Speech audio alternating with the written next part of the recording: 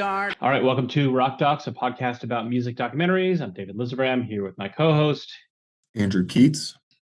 If it sounds a little fuzzier than usual, we're on Zoom today because our usual recording software didn't work. So shout out to Riverside. Yeah, we are. I like to say we are at Rock Docs Pod on Twitter and various other places. And thanks for listening.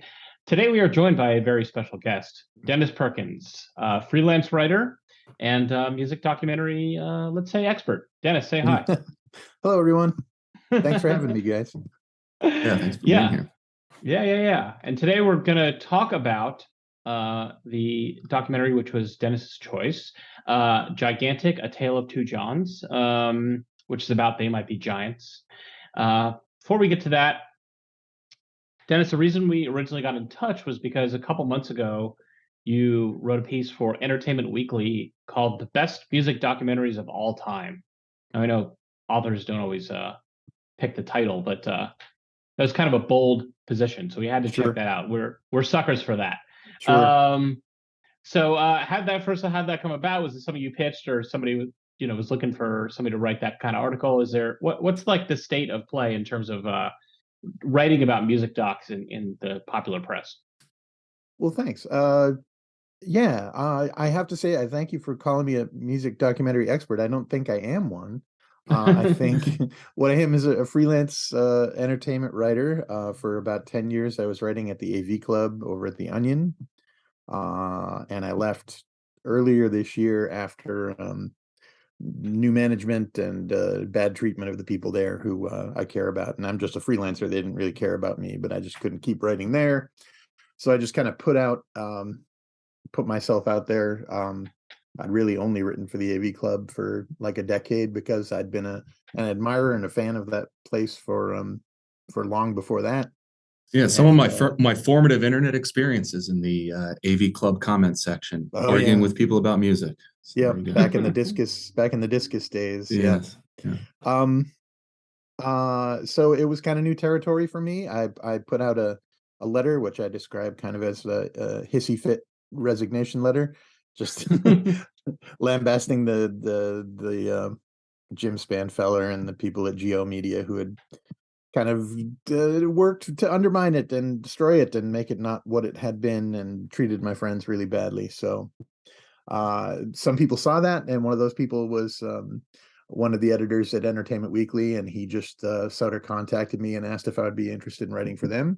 And I like Entertainment Weekly just fine. And so he asked what kind of things I wanted to write about, and I said I'm really open. I told him what my areas were: movies, TV mainly.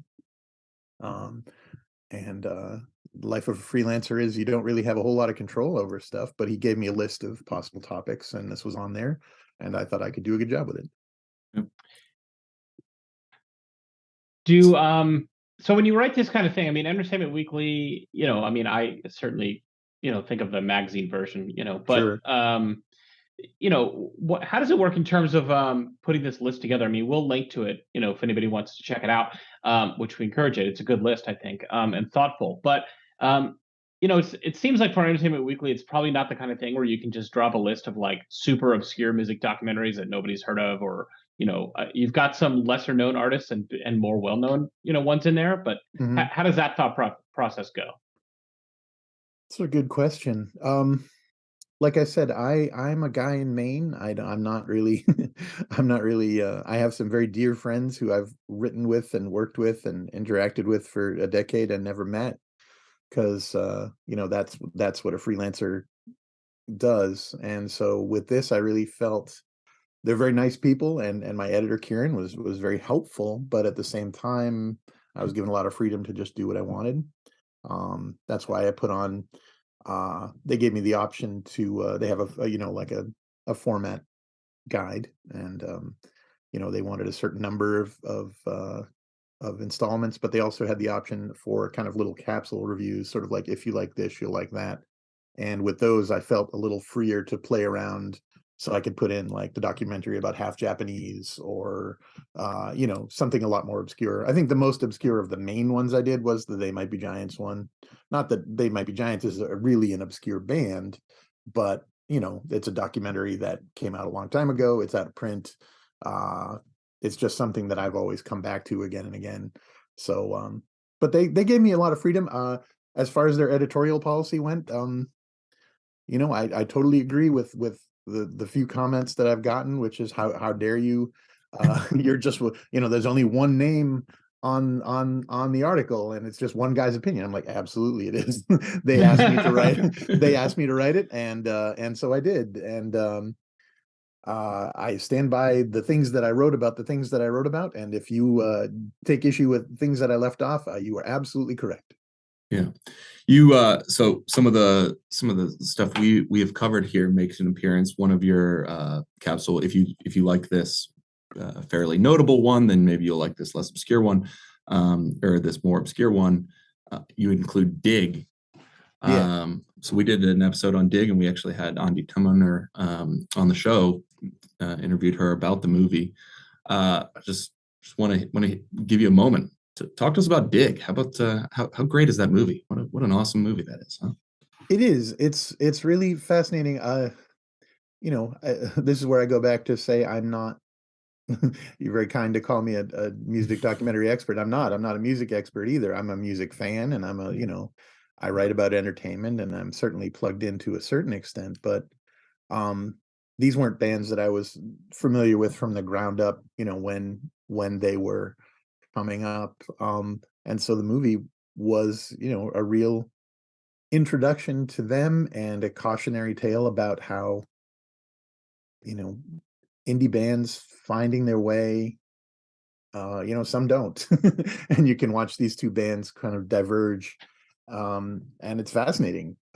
You feel for them, and you also kind of understand why things don't turn out the way that they wanted them to turn out in some cases. Really fascinating look at the beginning of a thing and how that can go in different ways. Yeah. We had early on in our run, we had sort of had an ongoing debate about what would meet the qualifications for a rock doc inclusion in our show canon. Here in our canon. Yeah. And particularly concert films versus rock docs. Right. And the line that we had the hardest time for a long time was The Last Waltz. Was The Last Waltz a concert movie or a documentary? Now, we've basically resolved this by just getting less precious about it and not caring. Okay. So we have an episode coming out soon on The Last Waltz. Cool.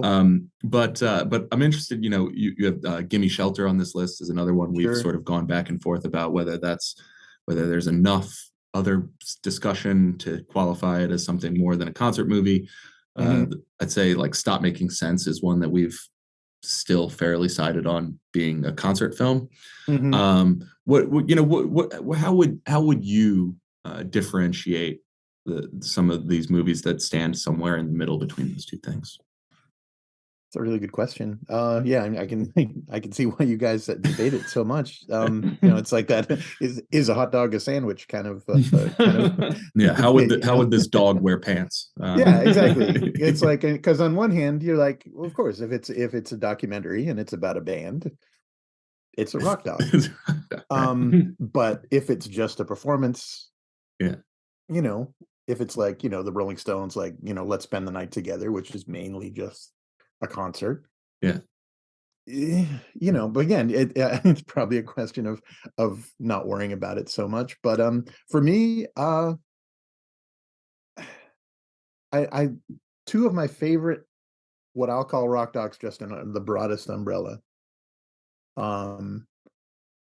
Stop Making Sense is one, and then one of the Peter Gabriel kind of world tour there are a couple. There's one called POV that I'm really quite fond of, which is mainly just performance.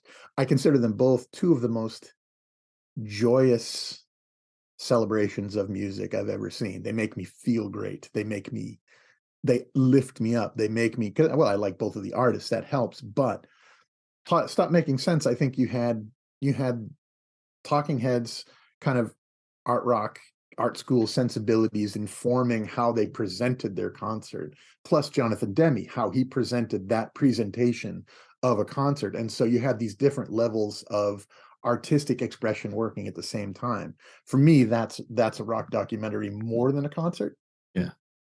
I don't know if that's a good answer. I mean, I do think the Demme touch on Stop Making Sense is like worth tipping it over. It's like Sure. there's such a directorial sensibility to it. Yeah. That even though there's no one saying, well, the David Byrne really didn't get along with the rest of the guys, Sure. like there is a point of view, and so Yeah. and so maybe that's the tilt point on it. Maybe. Yeah, I think we kind of landed at like an idea that, does this tell a story? Even if there's no direct narrative, or does it make sense as a movie, versus something that is just a souvenir of a concert, Right. or this band doesn't exist anymore, or they're not on tour right now, or I can't go to the show, so I'll watch this as like the second best option.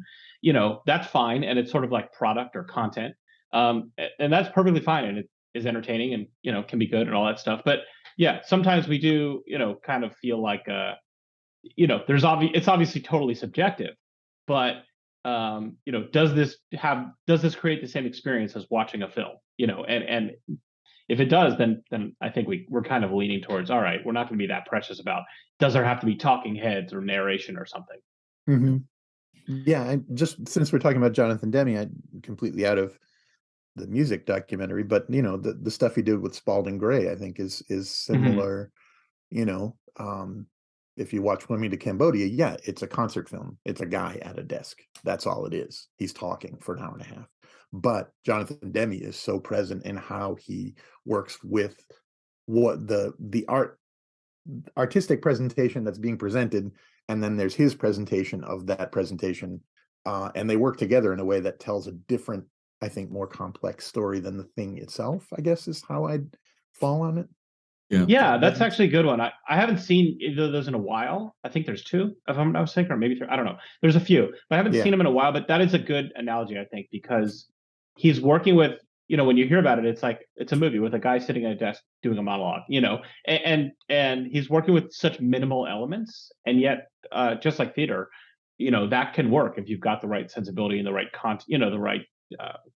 I don't want to say content like as a product in the same way, but the same text, or the concept behind it. So that is, I think, a pretty good analogy as well. So I like that. So before we transition over to talking about Gigantic, I'll use this Demme detour we're on right now to correct something from a previous podcast, which I was horrified to hear when I was listening back to our show. Oh no! We did an episode a couple weeks ago, Dennis, on a band called Death. Yeah. And in discussing that, we sort of got into a side conversation about Donnie and Joe Emerson, who put together a album in the late 70s called Dreamin' Wild. Dreamin' Wild is the name of that album. And in our discussion, we repeatedly referred to it as Something Wild, which is, of course, the name of a fantastic Jonathan Demme movie, but not the name of the lost album by the Emerson brothers. So yeah, for those of our hardcore listeners who've been like searching frantically for weeks for this, sorry about that. That's on us. Dreamin' Wild is the name of that album. It is definitely wild. It's these two brothers who, in the Midwest, if I recall, and they created, they put an album out that, just was totally lost and sort of rediscovered in a semi-ironic, crate digging hipsters decades later. And it's quite a story. But anyway, all right. So I think that leads us into our film today, which was one of your selections. And it's, like I said, Gigantic, A Tale of Two Johns. It's about They Might Be Giants. It came out in 2002, 2003, directed by AJ Schnack. If I'm getting your name wrong, AJ, come on the podcast and we'll be happy to talk to you about it. My bad. So Dennis, what was your relationship with They Might Be Giants before you saw this movie? I was a fan. My relationship is that I musically, I grew up rather stunted. Both of my parents were uh they're wonderful people who did not really care about popular music whatsoever. So there was like none around my house. And so I played catch up all through my grade school, junior high, high school years. Um, and going into college, that was right around the time when uh, I was at Newbury Comics, I think, in Boston. I grew up around there, and there was an EP of They Might Be Giants, and they were playing it in the store, and I heard back to back Don't Let's Start and Anna Ang, and I was just like, this is, it was one of those things where your musical taste kind of gets frozen in time, or it did for me, kind of that college radio era. And as going into college, I was like all about them, and because those hit me in a way that was very formative. And again, I was playing catch up. I was well behind the times. I didn't really understand uh enough about where they were coming from as far as like post-punk and alt rock and college rock and their influences and the people they influenced. I just knew those songs. They struck a chord with me, and I started delving into them pretty hard. And so yeah, they became one of my favorite bands, and remain so to this day. Andy? I I knew about They Might Be Giants a little bit in the 90s. I knew Birdhouse Near Soul was like in my early Napster library, I remember. And Flood was big enough that it was sort of like in the air, but more than that, I think I knew about like their reputation as like the kings of college radio, and that they wrote like a million songs, and that they were like funny, like like I mostly knew their persona and their reputation more than I knew a lot about them. I knew a few of their songs, and then much later, like when they relaunched Dial a Song in the like last decade, that had a media run around it that put them back on my radar, and I sort of dug back and familiarized myself with a little bit more of their catalog, maybe in like 2014 or so. Yeah, I don't remember when I first heard them. I definitely remember, Don't Let Stop and stuff like that. And certainly when Flood came out, I was probably like 14 or something, and it was kind of like a good time to get into that kind of thing when you're, sort of a wise ass, young teenager. It sort of fit into a lot of the stuff that I was, really into at the time, like whether it was like a Mad Magazine kind of thing, The Simpsons, the early days of The Simpsons, and it sort of fit a sensibility. When I was really into Weird Al when I was younger. I like Weird Al, but that would kind of came before in terms of like the cleverness slash comedy aspect of music. And there's some of that cleverness aspect in other stuff I like the Beatles. Certainly. The lines are kind of fuzzy, which maybe is something we could talk about. But I saw them. The only time I saw them was '96 in LA. It was a great show. It was a blast. Like at the time, it almost seemed like they were past their prime commercially. But like they had maybe recently to that re-released like kind of some of their early albums and EPs and Dial Song stuff on a box set, and I had that and listened to it a lot. So by that time I was like totally into their catalog up to that point. Yeah, and since then I've just kind of followed along. It's like one of those bands where it's like I'm glad they're still there. I haven't made a point to see them, although Andy and I actually might go see them next year because they're playing San Diego. But whenever they would pop up in the world, it was like, oh yeah, like a real feeling of affection, even if I wasn't like necessarily jumping on every album every time it came out. I feel like maybe for people who aren't that familiar with They Might Be Giants who've gotten this far, Dennis, why don't you just describe who and what they are? Sure. They're John Flansburgh and John Linnell. They have a backing band now. They sort of they had their Dylan kind of goes electric moment where there was fans getting pissy when they decided to stop just being the two guys and sort of filled out their sound live and on albums. But they were high school friends. It's one of those things. I kind of paired up with like, I don't know, like a documentary like Anvil or something, where you can just follow these two guys who known each other forever, and their relationship is so intertwined with their music and who they are, but they also maintain a certain kind of distance between them, like temperamental distance. And I don't know, they sort of hit it in the like Brooklyn kind of hipster kind of scene in the late 80s, early, mid to late 80s, early 90s. And they were one of the first kind of college rock, art rock, alt rock kind of bands to get serious airplay on MTV when it first started up. Uh, a, a fan approached them to create pretty striking music videos for Anna Ang and Don't Let's Start, and those went into pretty heavy rotation as far as those things go. They talk about it in the documentary, and that brought them a certain amount of cultural cachet, although not commercial success really ever. In the meantime, they were promoting themselves in quirky ways. You mentioned Dial a Song, that was just something. Flansburgh put an ad in the Village Voice, like a $10 a week personal ad, just saying they might be giants and a phone number for a recorded message. And they would just go in and literally they had one, like an old cassette answering machine, and the outgoing message, they would play a new song like every day. And they would just constantly be writing these snatches of songs or fully formed songs, or and you could call, and the thing was, it was just the one machine, and you when you heard it, if you got through, you're the only person hearing that song at that time. And it really was one of those groundswell kind of that thing where fans, they hook onto something really early, and then you get a sense of ownership about it, and they kind of built a following in that way. um yeah, and that there was in the documentary, they talk about how they had put out a cassette, not even they didn't have a representation, they didn't have anything, they just had an album that they had put on cassette, and somebody in at one of their shows worked for People magazine, and People magazine at the time apparently was letting their writers write about whatever the hell they wanted, and as far as like reviewing stuff.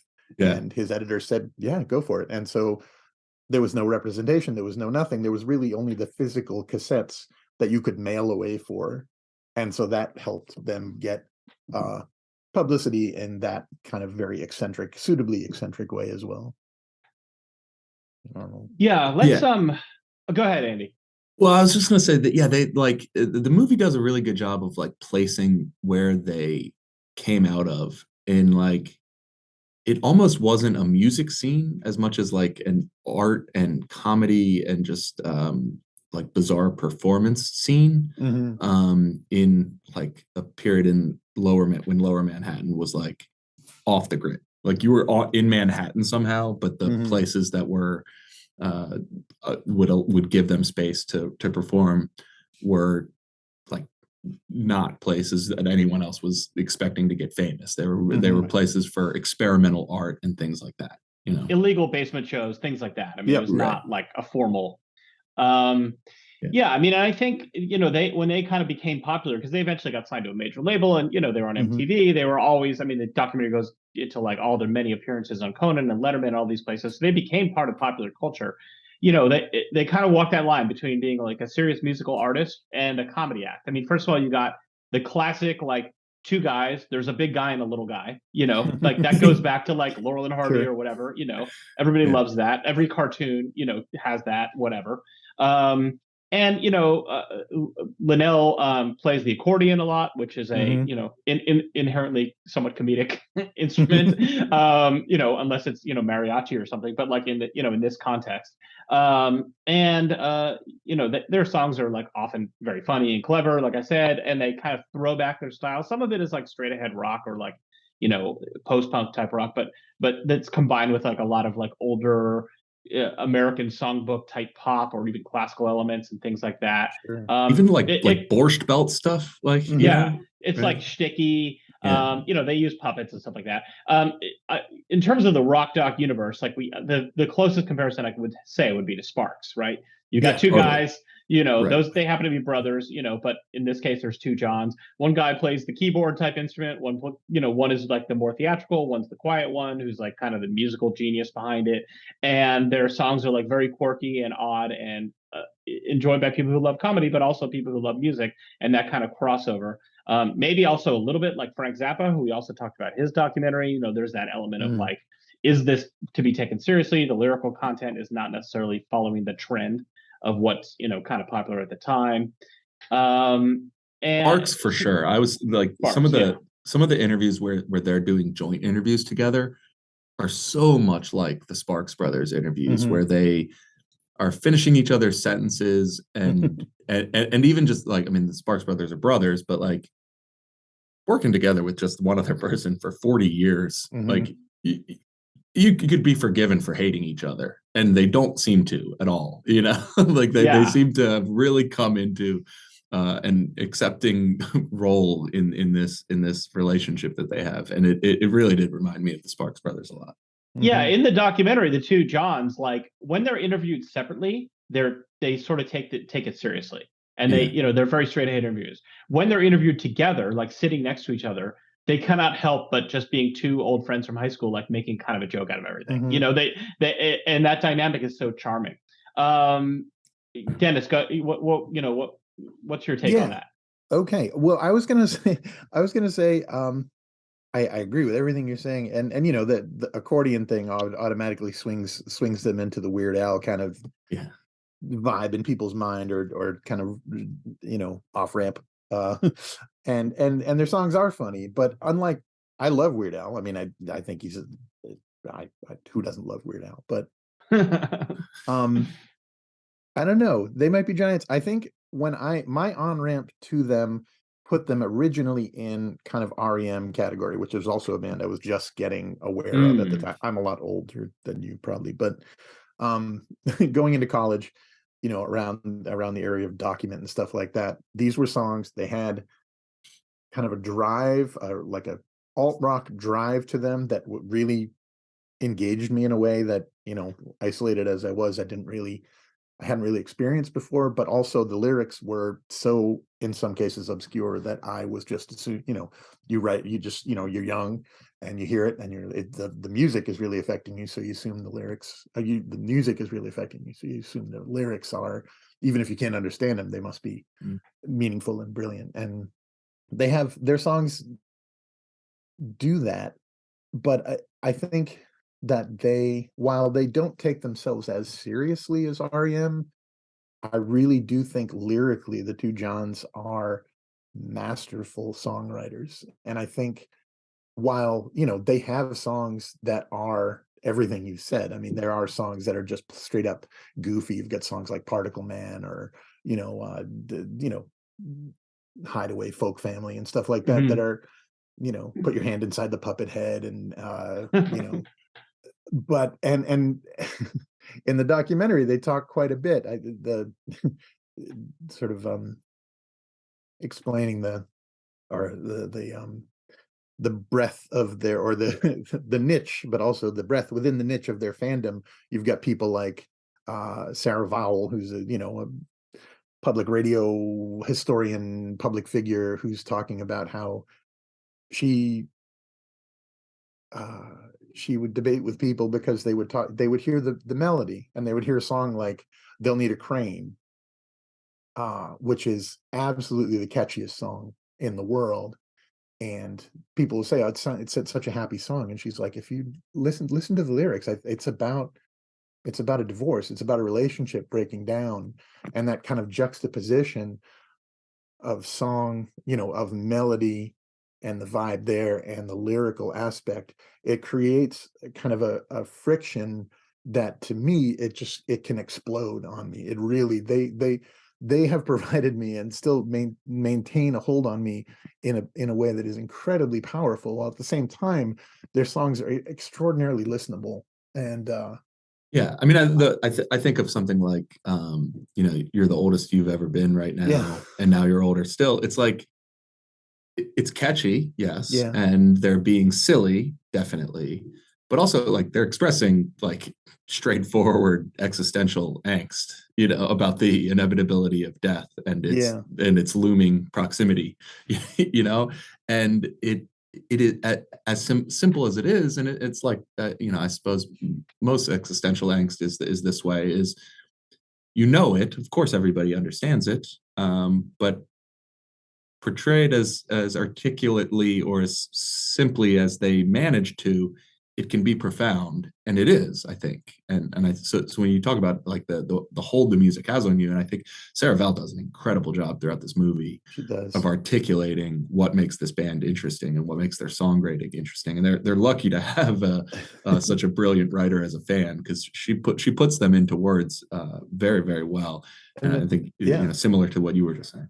Another thing in the movie that they do is they have other fans who are not writers but are actors, and Michael McKean and Andy Richter and Harry Shearer and Janine Garofalo, people who you can sense they don't necessarily seem to have a lot in common, but then you think like, okay, their comedy comes from a very specific intellectual place, and I can see why they get it. And if you listen to Michael McKean's reading of the end of the tour, he reads it like it is, without music, as an older man sitting in a chair reading this poem, these lyrics, and it takes on such a resonance. And then you listen to the song, and the song is more upbeat than that, but the lyrics are still on that same level. I think it's just fascinating.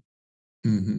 Yeah, that's a bit that is I've never seen in a music documentary, but it's so effective. You have these people that are sort of comedians, but also sort of serious actors, or writers, who just will read the entire lyrics to a song. And most of them, they might be giant songs, like the lyrics are pretty short. It's not like American Pie or something, and so they read it like they're reading a piece of poetry, or something like that, and they just show up, they read the lyrics, and then they're gone. You never see or hear from them again in the movie.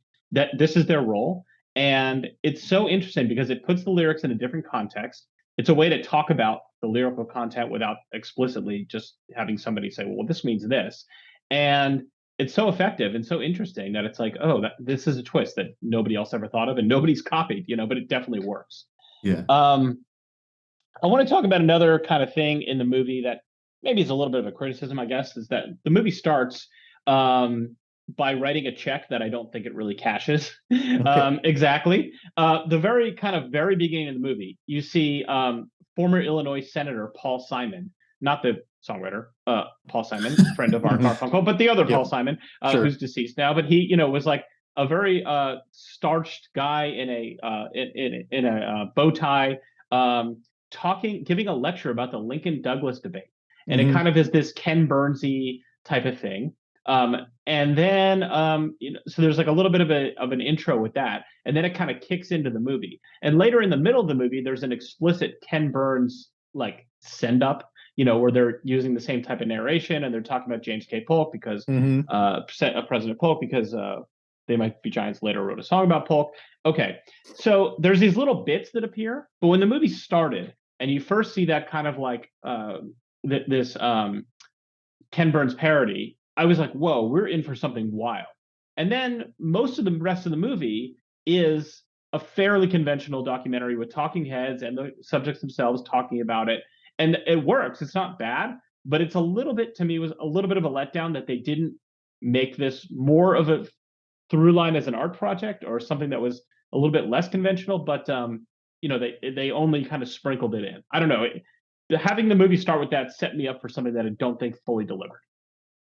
Yeah, fair enough. I think yes, but also I think I think it works for me because I think that as I think brilliant as both of these guys are, I think they're so unassuming about what they do and their position kind of in pop culture that to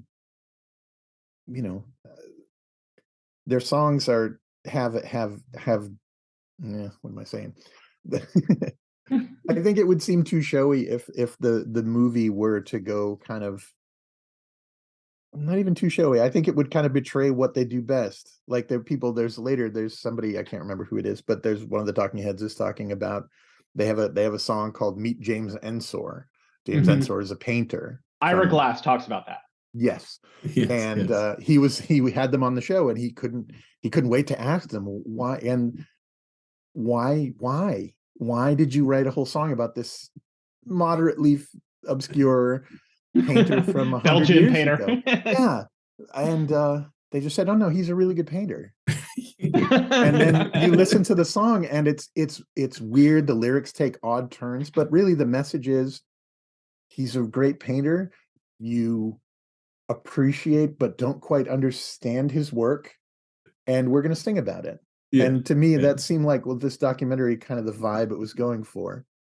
Yeah, But I think I don't know if it was intentional, but to David's point, they do seem like a band that would set up a bit that they then don't carry through at all, right? Like that's like the whole They Might Be Giants thing is like there's just a million starts of bits, but there's no like through line. It's not like Guar, there's no like through line through the rest of the band's history that keeps calling back to these things, They're just trying something new all the time. All the time, right? Yeah.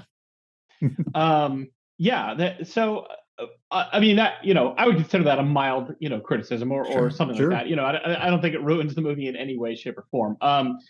We get a lot of talking heads in this movie. This is sometimes some music documentaries try to avoid that. This one steers directly into here are people talking about this band, friends of the band, fellow musicians, fans, etc., as well as the band. It's very, very interview heavy. I think it mostly works. Sometimes Andy and I can be a little critical of okay, we're just looking at a person talking. They don't. I don't think they have anybody sitting in front of a big mixing board, which is, if you don't have that, why even have a documentary? But it's pretty close. It's mostly people sitting in chairs talking about the band. But what makes it not boring is, first of all, they have insightful, interesting things to say. It's a lot of different people, some of whom you're like, oh, that guy. Or that person. And also there's a lot of music in this documentary. Sometimes documentaries will show just like little clips of the music, but here you get pretty much full performances of a lot of songs, which is kind of keeps things moving along. I don't know. Andy, what do you think about like the kind of the balance there? Because that is something we always talk about. Well, the thing I picked up from the talking heads in here is they're not mostly positioned as like experts who are here to contextualize They Might Be Giants relative to the rest of the music world at that time or the rest of the comedy world at that time. They're mostly just fans talking about why they personally like They Might Be Giants. And they all happen to be very good at articulating what it is that they like about They Might Be Giants. Like, for instance, one that's really interesting, he's only in it maybe twice, I think, but Mark Hoppus from Blink-182, who is like, he's not asked, oh, how did They Might Be Giants end up making their way into Blink-182's music?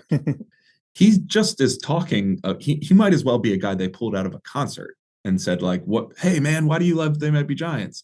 He just kind of talks about it. And like Ira Glass is similarly situated. He's not being like, the king of media, which he's become in the 20 years since this movie was made. He's just a guy who ran in the same circles with them, and he's just talking about them. So I don't have any complaints about the use of talking heads here, and I think it's an interesting example of how you can use it and keep it fresh if you just let people say smart, interesting things without using them as like de facto narrators who are going to tell your story for you. Yeah, I think those are really good points. I think, not to flatter myself for being a fan, but I think partly that's because people who really love They Might Be Giants tend to be really into them and also really kind of maybe plugged into creative aspects of their own careers and things, so they can express themselves in a unique way that you don't always get. But also I think the fact that they're just the Blink-182 guy, he talked about calling Dial-A-Song all the time just because he was young and it was weird and it was fascinating, and that's kind of it mirrors how I got involved with the band. I was in a place where I was susceptible and vulnerable to a band like this hitting me right at the right time and right in the right places inside. And that lasts a lifetime for some people, and it's that very personal connection that I kind of related to in the movie, because you've got people like Dave Eggers and you've got these relatively big stars like Harry Shearer and Andy Richter and people like that, but you have a sense that they're in this movie because they really love this band and they want to share how how the band's music and lyrics have stuck with them in a way that others haven't. The other thing that the group of talking heads that they have does is it, without anybody, I mean, I guess probably they, if we were to go back line by line, I'm sure this is said a handful of times, but they don't really hammer you over the head with the fact that They Might Be Giants weren't part of a music scene as much as they were part of like a media person and comedy scene. Sure. And like you can really gather that just by seeing who's talking about them. Like it's clear that, because and I, as a WTF listener, you hear people talking about the late 80s, early 90s alt comedy scene down in lower Manhattan a lot. And that Ira Glass and the public radio world was swimming in that little pond as well. And like it's just easy to see that like they were probably hanging out with Janine Garofalo and Ira Glass more than they were like mixing it up with like Pavement or something like that, Somebody talks about how, or the guy who ran the totally illegal basement club that they would get booked at, like the bill that might have They Might Be Giants and Steve Buscemi doing when he was doing spoken word performance art kind of comedy, and that was just kind of the scene. It was, maybe like Eric Bogosian or Karen Finley or somebody like that would be sharing the same stage, and that would seem perfectly natural to the fan. There would be a lot of crossover, I think. Yeah, one thing Sarah Vowell says that, or a couple things she says to kind of frame this is like their appeal is that a couple quotes. She said, you could be a normal middle-class striver, and that they were seen as rebelling against what she calls the 60s bacchanalian sex drugs thing. And, it's like, if you're a person who at that time is, seeing on TV, Guns N' Roses or Poison or whoever, and you don't kind of see yourself in that, they presented an alternative where they were still popular and cool in their own way. But, if you felt like, well, I don't really fit in, they showed that other people share a sensibility. And that's like so powerful. I mean, for someone like me or for, that you can tell their fans just kind of appreciate so much that somebody else thinks like them. Somebody else thinks this stuff is funny and interesting. And I mean, that's true about punk bands and tons of other, I'm sure, any genre has that. But with this kind of like snarky, wise ass type of comedy, it attracts a particular type of person. Another thing they do, which I like, is towards the end of the movie, they just like, they focus a little bit more on the fans. They interview some, fans who, were just like waiting to get into the show. And, and they show like a record signing that they're doing at one point. And there's this young woman who's a, hardcore fan. And she's just like standing there weeping, signing. And it's like, it's, whatever you don't know anything else about this person. I don't even know if they even say her name.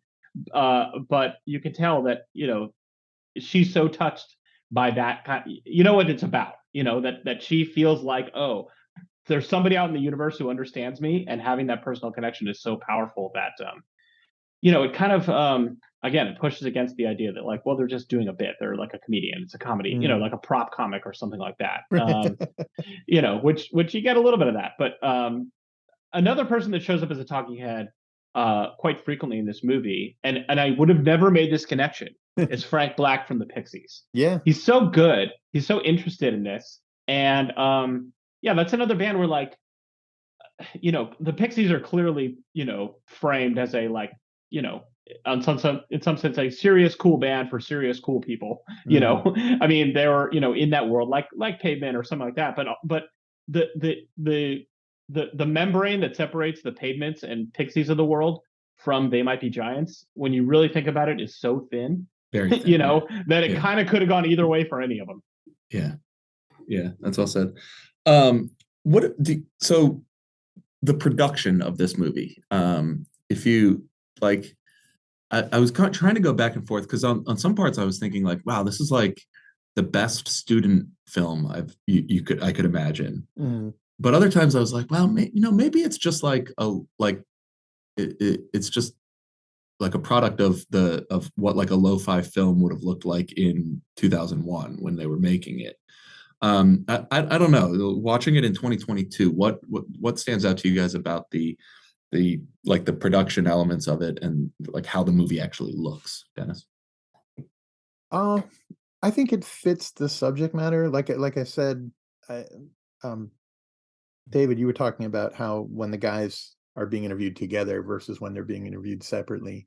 And there's one interview, and I didn't write it down. I apologize, but where they've got Linnell alone, and they're sort of talking about how people try to put the two Johns in different boxes, and like Flansburgh might be the funnier one, and Linnell might be the more artistic one lyrically. And he says something that you have a sense that he doesn't say to Flansburgh very often, just saying that he's, without him, I wouldn't be anything. And just sort of like he has this kind of almost bashfulness about this thing. And he's saying it in a black, in a dark room alone to a camera without Flansburgh there. And it's just, I have a sense that the movie to me feels like that. It feels like this is the aesthetic suits the band's kind of diffidence about their own position as kind of rock and roll kind of figures or public figures. But also it is pretty rough and ready. It's obviously kind of an assemblage rather than a overall kind of artistic statement. I think the idea of this being what a lo-fi kind of rock doc from 2000 would look like is pretty spot on. Yeah, it doesn't have the slickness and the money on the screen that you get from like Sparks, which came out a few years ago, which, Right. That's directed by Edgar Wright. It was a big, Netflix thing, whatever. And it's great. I love it. And, I wish there was part of me that wished that this movie had been made later, because at the time it seemed like a career spanning documentary that, is just like, okay, and the rest of it's going to cruise. They've done so much interesting stuff since then. And they're like, there are some pretty extensive interviews from the last few years with them that you can find on YouTube. I'll maybe send out links to some on the Twitter. People want to watch, but it's, first of all, you watch this movie and then you immediately click on, a YouTube video of them, from 2018 or something, and it's like, oh yeah, people age, that's but it's always jarring though when you see that when you're watching a movie that's like positions itself as being like their career is like, they're still doing stuff, but don't get me wrong, like they've been at this for 20 years. Mm-hmm. That's when I want to like freeze people in time, not when they're 27, but when they're at the age of their stage of their career that it's all supposed to be over. It's very jarring when they get 20 years older than that. But and for people who like maybe aren't super familiar with They Might Be Giants, I mean, you've heard their music whether you know it or not. I mean, they did the theme song from Malcolm in the Middle, like You're Not the Boss of Me. They did the Daily Show theme song. So if you ever watch the Daily Show, that's them. Like they've done tons of other stuff like that. They've done a lot of commercial work that you would never necessarily know that it's like They Might Be Giants doing this Diet Pepsi commercial, music. So they're just kind of out there. They're like hardworking guys who just like have no illusions about their place in the culture. They talk a lot, some in this movie and then also in later stuff, about They Might Be Giants being a brand, and they're not embarrassed about that. It's just like they're very practical in terms of like what it is they're trying to do. They just want to make music, and they're constantly trying to get new fans. They're and again, they're very open about it. And almost in another band context that could seem like very commercial. They're not like Aerosmith or somebody, Kiss or somebody, who just like is so trying to grab every dollar, but they're just trying to make it work. It seems like and you root for them, Well, it seems to me it's like just what they're into, like what they're interested in doing. Like they write fast as like a matter of like, why a shark swims and eats, like it's like it's what they do. Like the Dial-A song was because they write these short poppy songs like habitually, so much so that they could put a new one up every week for a very long time. And some of those would end up going onto their records. But otherwise it's like not that far off from like being a jingle writer. Yeah. You know, Right. like a jingle writer isn't precious about like, oh, well, I'm not sure about that box of cereal, whether I should like could like really muster my creative juices for it, you know, like. And they were doing like stuff with like Mickey Mouse and SpongeBob SquarePants and stuff like that as well. Like there's like, I'm sure, I bet there's stuff that people don't even know that they were part of, except for maybe like super fans. And they don't, yeah, they're not precious about any of that stuff. They're happy to write the music that they write, and for it to find whatever audience it can find. Yeah, and also they write children's music. They write Yes, like children's they music. have albums of children's songs, and one of the greatest joys of my life. My little sister had a my niece Penelope. She's 17 now, but when she was like 2 or 3, I gave her some They Might Be Giant stuff, and we had the kid stuff, and then introduced her to the other stuff, and she's still a big fan at 17.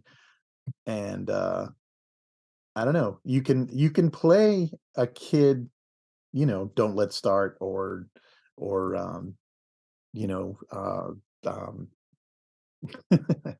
Well, I'll other help you songs. out. I'll help you out. This weekend I was playing Dr. Worm for my 5-year-old, Yeah, and he was way yeah, into it. yeah. I mean, he's not a real doctor, but he is a real worm, and he likes to play the drums. Come on, any 5-year-old's gonna be into that. Yeah. Yeah, or like We Need a Rock, the I need a rock and a piece of string to tie Right. around, and it is so catchy, and it is so outwardly silly a song that of course a kid would love it. And then like you'll delve into the lyrics, and the juxtaposition and the frisson between the poppiness and the utter strangeness and absurdity of the lyrics, and you'll start to feel this kind of wonder and unease. Even I remember there's kind of a stand-up comedian who kind of made it big, but not quite, called Jake Johansson, and he had a very good comedy special that dealt a lot in absurdity and stuff, and he chose that song to be the intro to his. I remember that when it came out and thinking, yeah, that's perfect. That makes sense. So it wouldn't be an episode of our podcast without me making this analogy, but just what you're saying about like how productive they are with these little pop nuggets. I can't help but compare them to my personal hero, Robert Pollard, and Geek Grinded by Voices. Again, it's like super, there's a cleverness to it. It's a rock oriented, but also like there's, it's off center and certainly super productive. But having indulged me with that, Andy, I'm going to set you up here. But I always wonder why some bands do and don't make it or fit into the jam band world. Meaning, okay, They Might Be Giants, they don't jam, like their songs are tight and orchestrated and so forth. But I feel like if I was going to a Bonnaroo or whatever, and you had like Ween and then They Might Be Giants and then Trey Anastasio band or something, like to me that would not be off-putting. Like why do you feel they do you think nobody ever asked them to join that world, or how does that work? Well, yeah, I was thinking about that the same way. I mean, the whole like world building around a band, and like there's some interviews with they talk about like how obsessive the fan wiki is, and like how people have like debates about like what fits and like that's so common in the jam band world for sure. I mean, I guess I would start off by saying like I wouldn't be surprised to learn that they like played Bonnaroo. If They Might Be Giants had appeared at an early 2000s Bonnaroo, that wouldn't surprise me at all. And if they hadn't, then they might just not be interested in that. I don't know. Yeah. No. I don't have a good answer for why they wouldn't be in this world, because I agree with you that it would be perfectly sensible for them to play alongside Ween and Fish. Like that's not out of left field at all.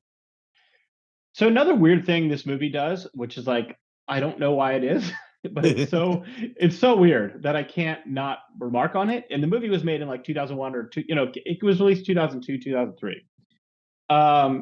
Is they have footage near the end of the movie where you show them like doing radio interviews and promo for an album, and the album is released on if I'm not getting this right, it seems to have been the album that came out September 11, 2001. Yep. Like at midnight, which is the same as Bob Dylan's Love and Theft. And so I just thought that was weird. But like So there's a lot of footage of them like doing this album promo the day before it comes out, and it says at the bottom of the screen like 9/10/01, and then they Yeah. never mention that at all. Not, I'm Right. like, okay, this is building up to like some reflection of them about 9/11, which would have made sense because the movie came out the next year, and that's what people were thinking about and talking about. And it's just not remarked on it. It's like that is perhaps the darkest bit in the entire They Might Be Giants universe. I don't know. So weird.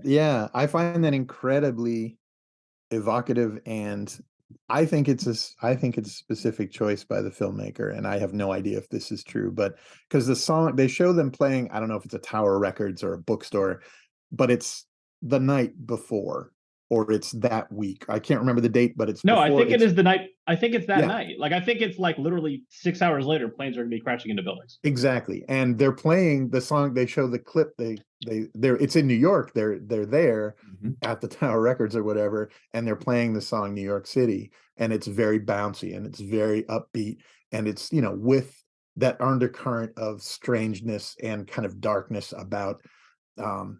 They have a real way of having songs that sound really celebratory of something that also lay in kind of a more unsettling strangeness. I think of like the song the Christmassy one, The Bells. And if you listen to the lyrics, it gets very kind of cultish and strange about why people are being it's like it seems like it's a song about people enjoying Christmas shopping and going out in the bells, but the fact that they're coming out and following the bells and the bells are telling them what to do, and it's got this repetitive thing. The New York City song is kind of like that. It's celebratory and it's big and it's bright and it's bouncy, but it's also strange. And then the fact that they just layered in with the date and say this is that when that happened, we're not going to comment on it. I don't know if this is a dumb analogy, but I think of like that famous analogy that everyone overuses about Muhammad Ali not throwing the final punch against Joe Frazier because it would be aesthetically displeasing to him. He already had him beat, and he didn't. He just kind of decided not to throw it. And I think for the filmmaker, I thought that was an intentional thing. And again, I'd be interested to hear if that's true. Yeah, I thought it was intentional too, and I don't think it was especially subtle. Like, I mean, it's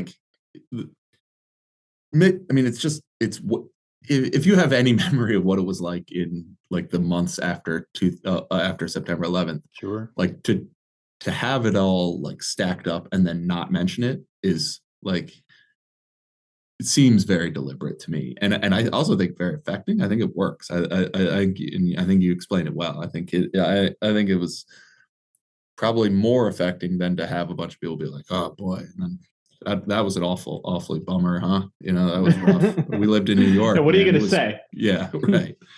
And I agree, and I think again, I'd be interested to talk to the filmmaker about it, but the idea that the juxtaposition is already there. The song, when they talk about music executives having meetings and them talking about what a happy song this is, and it sounds so catchy and it sounds so great, and them saying, well, if you listen to the lyrics, it is, but it isn't. And the lyric that gets overquoted and that Sarah Vowell quotes very, very eloquently in the movie, but it's my favorite lyric they ever wrote, I think. It's like, it's from Don't Let's Start. It's everybody dies frustrated and sad, and that is beautiful. Nobody in the world ever gets what they want, and that is beautiful. And there's just something so clever and profound at the same time. It's sort of glib and profound at the same time. It just seems to just ride right over that sequence in the movie for me. Well, and they're glib but they're not cynical. Is the thing that's what separates them from like a dour version of what they could easily be. There's it's sharp in a way that'll cut your belly, but it's not acidic. It's almost sweet in much the way that the lyric you just quoted is. And I think that's sort of true about their entire catalog. Yeah, that's well said. I mean, that it's sarcastic. It's like has that Weisenheimer approach, but it's also inviting. Like it's not posed in a way to exclude others. It's like everybody's welcome to be in on the joke, and there's nobody who's really the target of any of these jokes. It's just almost observational humor or something like that. Right. Maybe we will, we've done this for a while, but maybe we'll quickly kind of speed run through some favorite moments. Anything else that kind of pops out? I'll do one, which is they have clip of them playing on the Tonight Show in maybe the late '80s when they have the full Doc Severinsen Orchestra, who was the conductor for the Tonight Show. I hadn't thought of that name in a long time, but I mean, everybody who grew up with that knows him. First of all, I looked up Doc Severinsen because it was like, definitely, is this guy still alive type of situation? And as we're recording this, he's still alive. He's 95, and he played his last concert, his retirement concert, last month. So we're not all going to get a chance to check out the Doc Severinsen show, but we do get it here. And like, so you've got this full big band, Count Basie type jazz orchestra playing Birdhouse in Your Soul behind John and John, and they look just so delighted. And it's just like a lifelong dream, especially for John Linnell, who's such like a music nerd, like a technical orchestrator and so forth, to like have been able to work with these like unbelievably talented jazz pros to bring his song to life. It's such a great moment, and definitely not like anything you get in any other rock doc. Yeah. One thing I'll mention is the talking head from Michael Azerrad. As I was watching it, I was like, wait, were they in Our Band Could Be Your Life? I had to like go grab my copy and assure myself that no, they are not in that book. But his appearance is interesting because it's like a little subtle reminder. It's like, oh, they are absolutely contemporaries with those bands, and they were absolutely alternative rock stars at that time, not on major labels, doing weird stuff that would have in some ways fit in with the like subtext of that book, but like obviously they're not like Black Flag or the Replacements really. But like his presence here is just like an interesting little like, oh yeah, I guess they are a lot like those bands. That's interesting. And I have to say, when the Our Band Could Be Your Life came out, like whatever that was, 2003, 2004, whatever, and it's this famous book, that surveys like all the, most of the big indie American rock bands at that time, Sonic Youth, the Replacements, Minutemen, etc. I do remember reading it and thinking like, what about They Might Be Giants? Like to me, they just didn't aesthetically fit, with those bands. But there were a few. I mean, REM may be a good example. They became so big that they didn't really fit just because of their, the scale of what they achieved, and they did become a major label success. But that was one where I was thinking like, well, if you got Beat happening, you could probably squeeze in They Might Be Giants, but hey, you can't do it all. Dennis, any other moments that jump out, or I know this is your selection, so I know you've got a lot of affection for it. Well, we touched on a lot. I hate to piggyback on yours, David, but the Tonight Show thing is really striking in a different way for me. And I think, again, Sarah Vowell articulates it really well. It's that thing where something that you think is only yours pops up somewhere that is everybody's and does so well, but it's so incongruous. I mean, this is the Johnny Carson Tonight Show. There was nothing squarer and more mainstream and more popular. And these two weirdos came on and just blew it away. And they have a part that, I mean, the trumpet part in that song is incredibly difficult. It keeps climbing and climbing and climbing. And you could see Doc, just really screwing it down and getting it. And it's really testing his limits. And just hearing Sarah Vowell talk about, this was something that nobody knows about but me. That feeling when you have an artist or a movie or a band that you think they're just mine, I know them and nobody else knows them. And then somehow through happenstance or whatever, they end up on this thing that is your parents and that is the world's, and they kill it. And it's just, it doesn't change the world. It doesn't mean that they become overnight stars or they become, even invited over to the couch with Johnny or anything. It's just that they're there. It's just that incongruous, beautiful moment that you can't believe is really happening. I'll say here also, just we've talked about Sarah Vowell a lot, but she really is a star of this movie.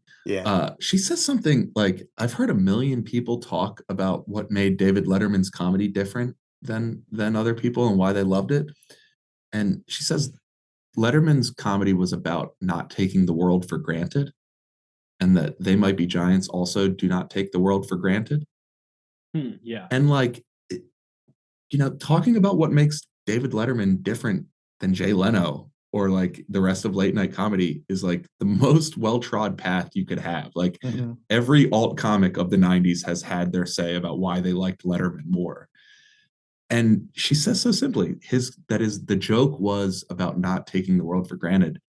And I know exactly what she means, and it's really profoundly simple. And I totally see it in They Might Be Giants as well. And I'm just really impressed by how she's able to articulate the world. She is real good.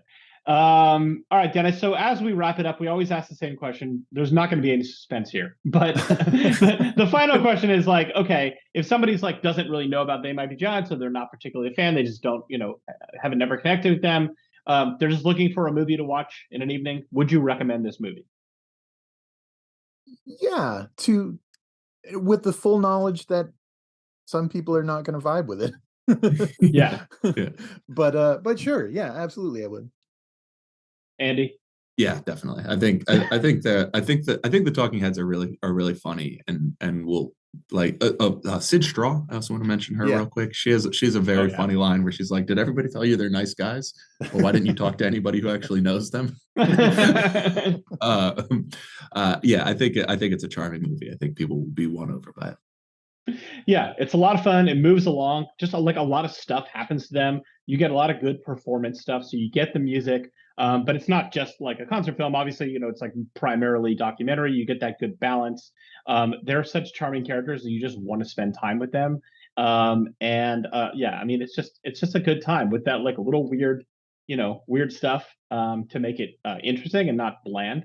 And so, yeah, that does kind of fit the aesthetics of They Might Be Giants. And yeah, it's a blast. So, well, Dennis, thank you for coming on and thank you for suggesting this movie because it was really good. Where would you recommend people check out your stuff? Twitter is probably good. Dennis Perkins 5. I've got a link there to my authory page that is kind of the clearinghouse of where you can find all of my writing as it goes up. And that's probably the best place. Fantastic. Yeah, absolutely. Excellent. All right. Well, thank you all for listening to Rock Docs. Again, we're at Rock Docs Pod on Twitter. We'll share some of the stuff we talked about in clips, maybe the Tonight Show. We'd probably find that and some other fun stuff.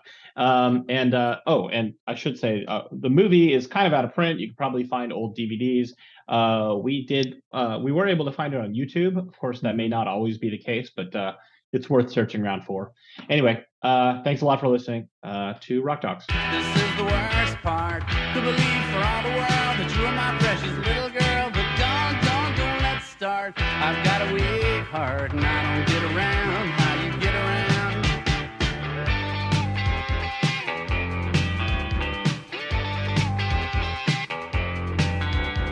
When you are alone, you are the cat, you are the phone, you are an animal. The words I'm singing now mean nothing more than me out to an animal. Wake up and smell the cat food in your bank account. But don't try to stop the tail that wags the hound. D-world destruction over an overture. And do I need a positivity? Need this touch? Don't let's start. This is the worst part. To believe for all the world that you are my precious little girl. But don't let's start. I've got a weak heart and I don't get around how you get around.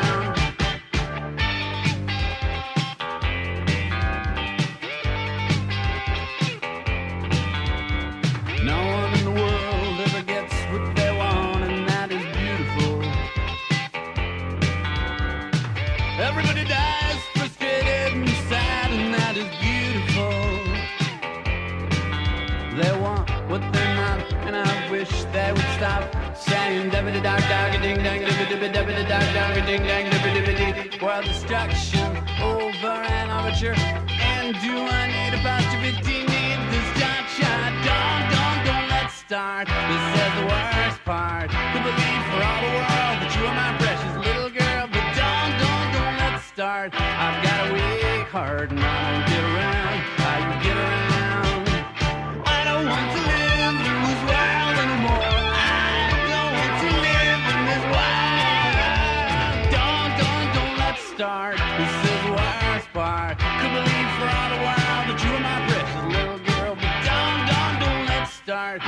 gotta wait hard, and I don't give a